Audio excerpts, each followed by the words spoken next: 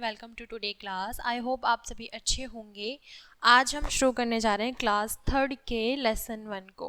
ठीक है बच्चों, तो आज हम बात करेंगे लेसन 1 के बारे में, यानी लेसन 1 को आज हम करेंगे रीड।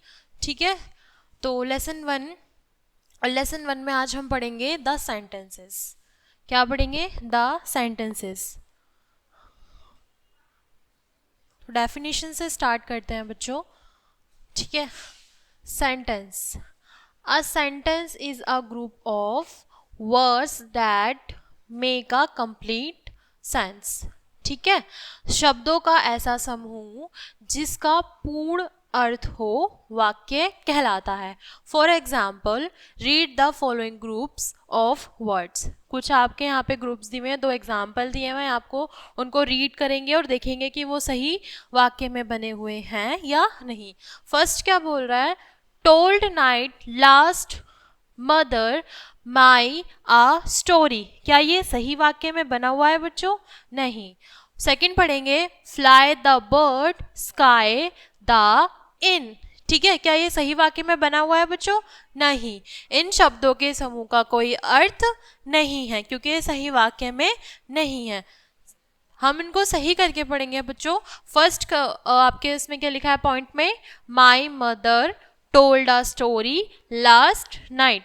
ठीक है, मेरी माता ने मुझे लास्ट नाइट क्या सुनाई है? एक कहानी सुनाई है। तो क्या इसका वाक्य बन रहा है बच्चों? हाँ, इसका वाक्य बन रहा है। सेकंड क्या बोलता है? The bird fly in the sky. The birds fly in the sky. तो इसका वाक्य सही बन रहा है बच्चों? बिल्कुल सही बन रहा है। इन दोनों के वाक्य सही बन रहे हैं, इनका मतलब सही तरीके से पूरा है। ये सेंटेंसेस हमारे पूरे हैं। इन शब्दों के समूह का पूर्ण अर्थ है। वाक्य की पहचान वाक्य की निम्नलिखित पहचान होती है। वाक्य की पहचान वाक्य की निम्नलिखित पहचान होती है। फर्स्ट पॉइंट क्या कहता है हमारा? वाक्य यानी सेंटेंसेस में कर्ता, सब्जेक्ट तथा क्रिया वर्ब का होना आवश्यक है। सेकंड पॉइंट क्या बोलता है हमारा? प्रत्येक वाक्य सेंटेंस के प्रथम शब्द का पहला अक्षर बड़ा कैपिटल लेटर होना चाहिए। थर्ड क्या बोलता है बच्चों? प्रत्येक वाक्य के अंत में पूर्ण विराम, फुल स्टॉप आदि का होना आवश्यक है। Kind of sentences. ठीक है, आपको ये 3 पॉइंट अच्छे से समझ में आएंगे, जिसमें सेंटेंसेस में कर्ता यानी सब्जेक्ट तथा क्रिया वर्ब का होना आवश्यक है। सेकंड में बोल रहा है प्रत्येक वाक्य यानी सेंटेंसेस के प्रथम शब्द का पहला अक्षर कैपिटल में होना चाहिए। और थर्ड बोलता है वाक्य के अंत में पूर्ण विराम यानी फुल स्टॉप का होना आवश्यक है। ठीक है, यहाँ पे हमारे काइंड ऑफ सेंटेंसेस के 4 प्रकार होते हैं।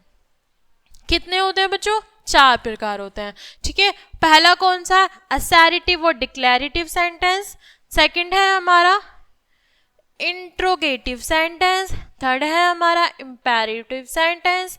फोर्थ है हमारा एक्सक्लेमेटरी सेंटेंस। ठीक है बच्चों, आई होप आपको ये चारों सेंटेंसेस भी समझ में आए होंगे, चारों काइंड्स आपको अच्छी तरीके से समझ में आए होंगे। आपने देखा कि यहाँ पे हमने पहचान कैसे की वाक्यों की, और देखा कि हमारे सब्जेक्ट के साथ क्या है, और हमने फुल स्टॉप हमें कहाँ लगाना चाहिए, और वाक्य का पहला अक्षर हमें कैपिटल लेटर में लिखना चाहिए। आई होप आपको अच्छी तरीके से समझ में आया होगा और आपने अच्छी तरीके से समझा भी होगा।